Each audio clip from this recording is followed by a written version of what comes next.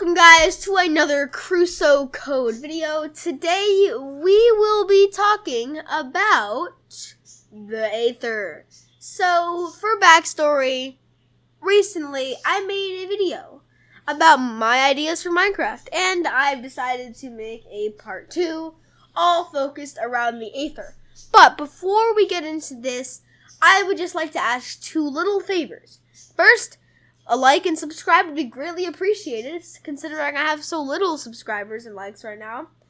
And second of all, make sure to follow my friend who helped me make all of these ideas on Newgrounds.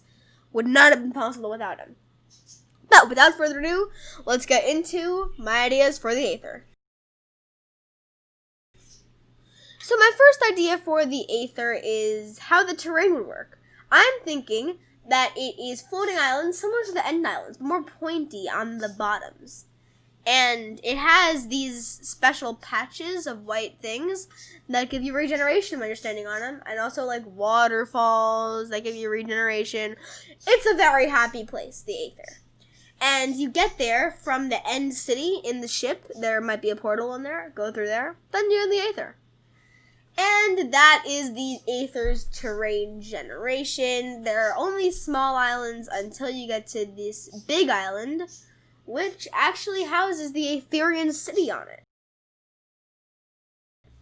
The Aetherian city is composed of the Nimbus mansion in the center, and around that, there are Nimbus houses.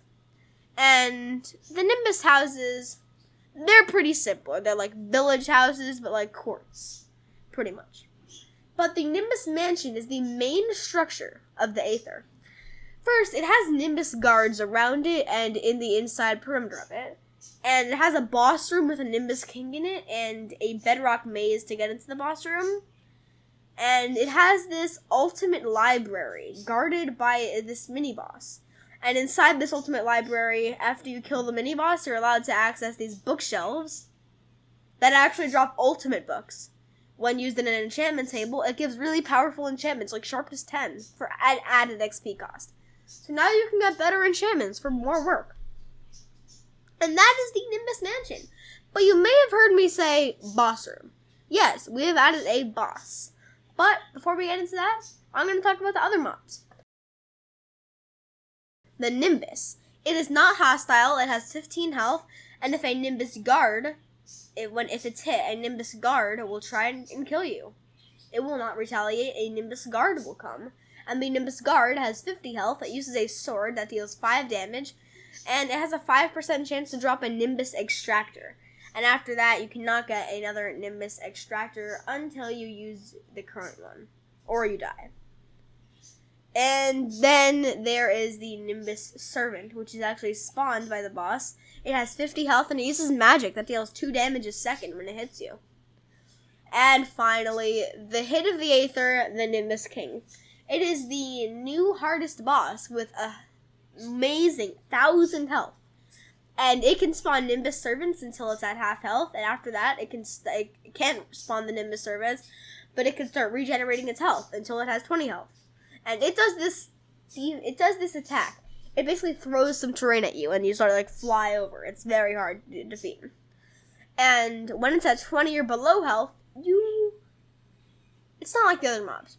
It actually starts pleading for mercy, and it stops attacking you and regenerating. There are 2 possible outcomes. If you do decide to kill the boss, you will lose everything you had on you. But if you do not kill it, then it actually lets you use the Nimbus Extractor on it to get a random bonus. For example, a higher base health, a higher base damage, more defense, sort of like Skyblock Fairy Souls do. And after that, you are in peace with that Nimbus City. You can go get more Nimbus Cities, but they are pretty far away, 10,000 blocks. So it gives a real grind in the Aether.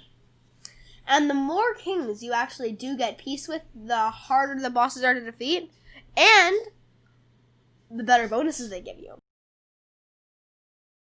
And the last tiered Nimbus King, which is the strongest Nimbus King, drops a Totem of the Nimbus, similar to the Totem of Undying, except it allows 2 things. If it's in your inventory, it allows you to fly in survival.